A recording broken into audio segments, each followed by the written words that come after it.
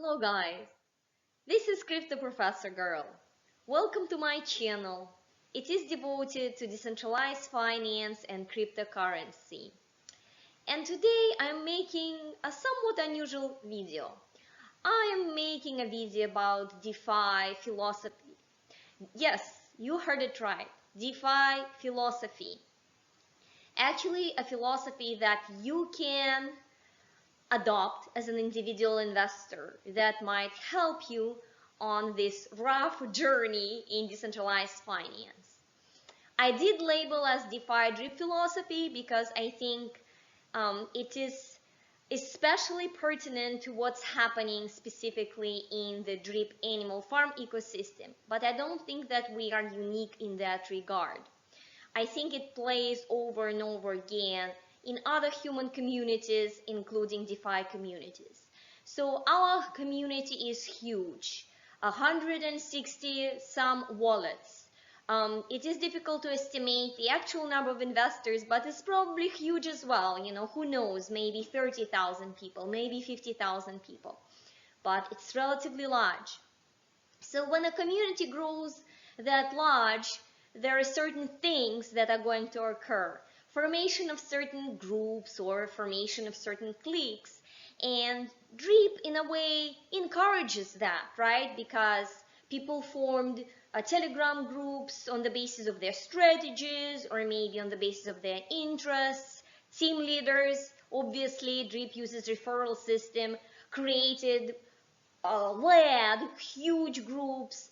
So it appears that now there is some sort of conflict, or maybe I should call it misunderstanding, between various YouTube content creators, Drip public figures, team leaders.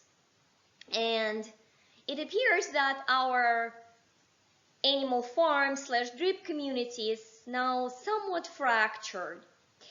And I really thought a lot about this before making this video, because some of you have commented that, hey, CPG, Crypto Professor Girl, you seem like you're very positive, enthusiastic, and upbeat person.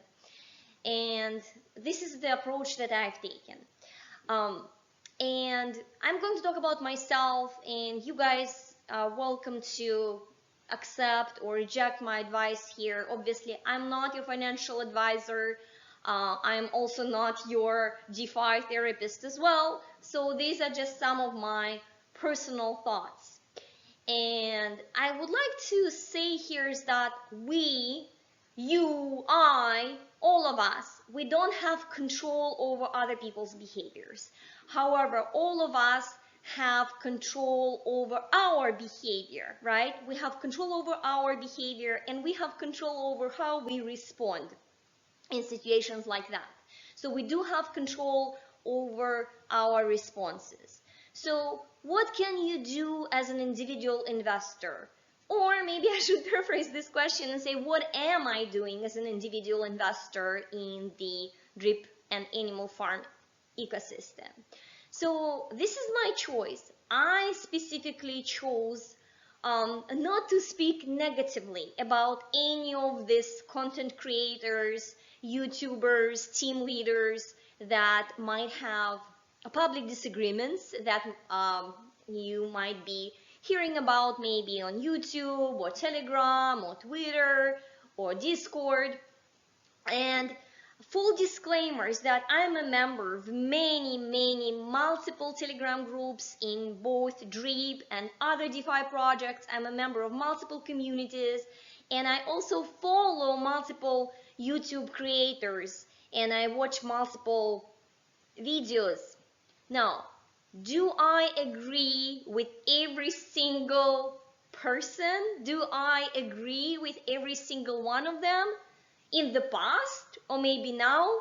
No, I don't agree with some of the things that they are currently saying. I don't agree with way maybe some of them are handling this conflict, and I don't agree with some of the strategies they might have employed in the past.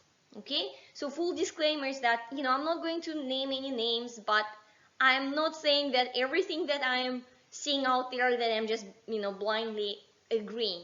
But also, I'm not a tribalistic person. I am a member, as I said, of multiple groups, but I'm not tribalistic. So I'm not going to affiliate myself and say I'm on this part of the conflict or this part of the conflict. Instead, my choice is I can only control my behavior. I can only control my response. So I personally, and again, this is my personal DeFi philosophy, is that I try to concentrate on the positives of each of those content creators, team leaders that they have brought to the Drip animal farm ecosystem. And I did mention that in my Twitter Spaces interview that I had with Kryptonite. Shout out to his Twitter Spaces on Wednesdays. And I do see many positive things about multiple people, multiple public figures in Drip. It doesn't mean that I necessarily agree with everything what they're doing or everything that they have done, but I acknowledge and I give credit where it's due.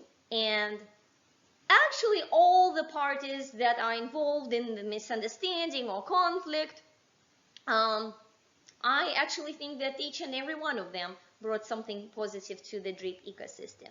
So again, I want to kind of turn it around and say, hey guys, as probably some of you are not content creators and public figures, but just regular Drip investors, or maybe you are content creators and public figures and team leaders in Drip, or maybe some other ecosystem. I think you really need to concentrate on your behavior, your individual behavior. And that is what I'm doing.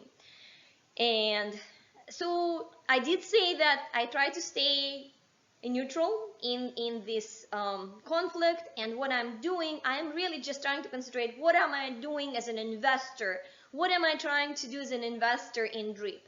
And in the past, I've been very open that I never engaged in hyper compounding. I never have. I've always devised a way to hydrate, claim, and sell. I've never exclusively hydrated. I never exclusively sold. And right now, what I'm doing, I'm using a different approach. So I do have like one max out wallet. I also have some wallets that are very close to maxing, and about, I think, 3 of them that are very close to maxing. And I also have about 6 wallets that are maybe between 5 to 10 to 11,000 Drip. I also have 3 small, really small wallets. So I have a variety of different wallets. And I'm using sort of like hydrate approach, claim, sell approach, and hydrate, claim, and wait approach, meaning that I hydrate on the wallets that are not maxed, I hydrate, I claim and sell, I hydrate, and I claim and wait. So I am building a smaller bag of Drip that I'm not basically doing anything with it, waiting for the DDD. So I am waiting for the DDD. Again, this is my personal approach. From what I heard, it should send a lot of Drip to the tax vault and stabilize the price. However, the future is unpredictable, right? So what might happen is that the DDT comes out and it works the way it should, and it either increases the price or at least it stabilizes the price. So maybe Drip will stay the same. Maybe Drip will stay around 20 cents, but for a very long time with the DDT. Maybe with DDT it will go up. Maybe it will go to $1. Maybe it will go to $5. I don't know. But I think as an investor, you have to try to put your emotions aside here and think, okay, what if DDD under-delivers? For example, what if people get excited and play a little bit and then they stop? Or what if there are major flaws? Maybe a team misses something and it's a major flop, or maybe it's a minor flop and actually Drip goes down. Each of those scenarios might happen in the future, so you kind of have to hedge against this. So that's why, some people just, they believe in DDD very strongly, despite all the delays. They're getting a lot of, positive feedback from one of the new developers. I think his name is G, who is saying that definitely good things are happening. It is going to be released soon. Maybe it will be released this week. Great. But as an individual investor, you have to decide. Now, I was that individual investor who decided to exclusively hydrate for maybe about 2 months almost before the release of the animal farm, because I believed, on the basis of all the feedback that I was reading in the community, that drip will go up, that it will propel drip. Instead, it actually tanked it. So I was wrong before in the past, and I lost. Now I regret that, and I do have some videos where I was very explicit and I said, well, I'm not doing anything. I do hydrate claim, but I just keep accumulating drip. And then I sold some drip at a loss. Luckily it was not at a loss of 18 cents as it is right now. It's 18 cents, but I still sold it. Whereas I could have, if I stuck to my original hydrate claim approach, I would have done better off even before the release of the animal farm. So I have been wrong in the past. So I am kind of maybe a burned person in that sense. So therefore, I've always tried to advocate, take the middle road. And I think right now, the middle road for myself, maybe for you, is either hydrate claim and sell, or hydrate, claim, sell, hydrate, claim, wait. So you will be selling some drip at this price, but you will be also saving some drip if the price goes up. Now, again, it might not, it might go down, it might stay the same. It's really unpredictable. So I can't really, I don't have a crystal ball here. But all you can do right now, all you can do if you invested in drip, you can only control your behavior. You can only control what's happening on your side. And again, so this is, my overall message. Whatever is happening, I still love drip. I still think it's a really interesting and innovative project, despite all the delays. And personally, I'm going to try and stay positive, regardless if there are some disagreements between different public figures. I think that each of them has brought something positive to the community. And as an individual investor, I can only control my behavior. And personally, this is what I choose to do. Hydrate, claim and sell, hydrate, claim and keep. Could I be wrong? Yes, I can. But this is my personal philosophy. This is my personal DeFi drip philosophy. And I really appreciate everybody who is following my journey here.